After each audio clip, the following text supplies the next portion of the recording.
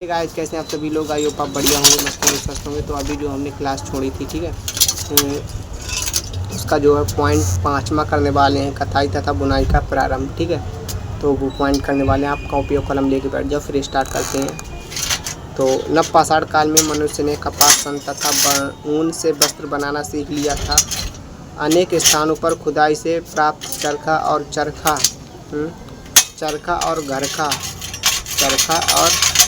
करघा sorry, बहुत काम हो गया इसलिए आँखें टिक नहीं पाती है।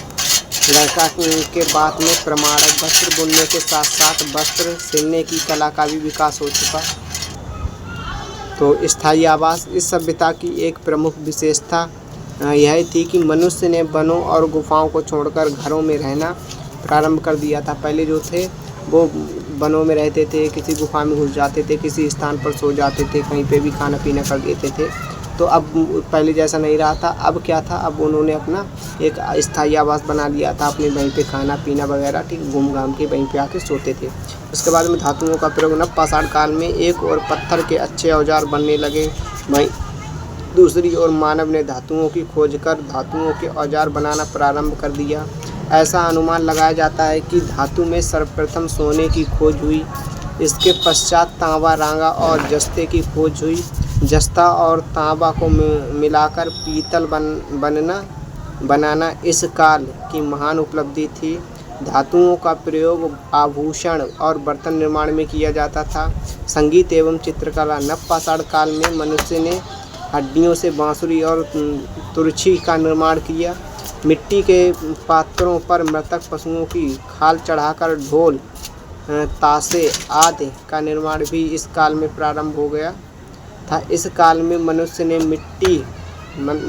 मिट्टी के बर्तनों, हथियारों, औजारों एवं अपने घरों में चित्र बनाने प्रारंभ कर दिए थे। कुछ चित्रों का निर्माण सुंदरता के लिए और कुछ का निर्माण संकेत के लिए किया जाता था। ये चित्र ही आगे चलकर चित्रलिपि और अक्षर लिपि के आधार पर बने। जो उन्होंने अपने घर में चित्रकारियाँ बनाई थी, यही जो है आगे चलकर चित्र लिपि और अक्षर लिपि के आधार पर बन गए थे। उसके बाद में आता है हथियार।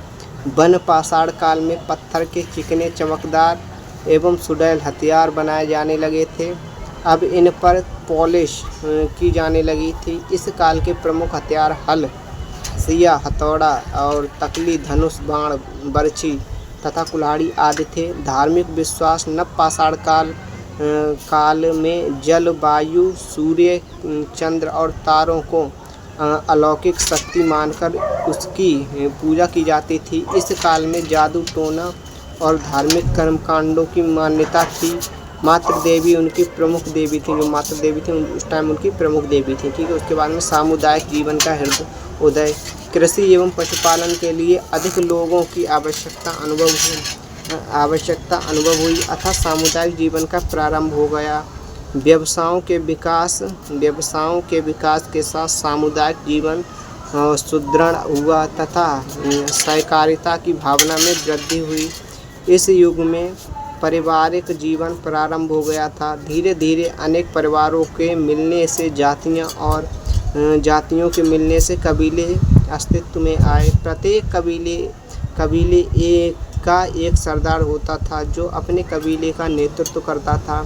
इन्हीं कबीलों से कालांतर में राज्य की उत्पत्ति हुई। समाज को व्यवस्थित रखने के लिए कुछ नियम बनाए गए जिन्हें एक निर्वाचित मुखिया लागू कराता था। जो निर्वाचित मुखिया था वही इनको लागू कराते थे। उसके बाद में आता है मृतक संस्कार। नवपाषाण काल में मृतकों के शवों को भोजन सामग्री, हथियार, बर्तन तथा अन्य उपयोगी वस्तुओं के साथ भूमि में दफनाया जाता था। मृतकों की समाधियां भी बनाई जाती थीं।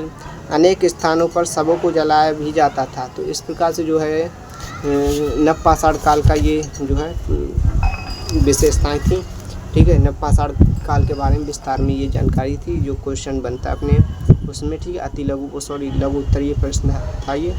तो इस प्रकार से जो था कुछ था। अब इसके जो है क्वेश्चन आंसर लगाएंगे हम लोग क्वेश्चन आंसर लगाएंगे। ठीक है, बहुविकल्पी ये कितने इसके, ये हैं 13, 7, 20। ठीक है, 20 क्वेश्चन है इसके, तो वो भी हम लगाएंगे। तो गाइस मिलते हैं किसी नेक्स्ट वीडियो में, तब तक के लिए थैंक यू, धन्यवाद, टेक केयर, बाय।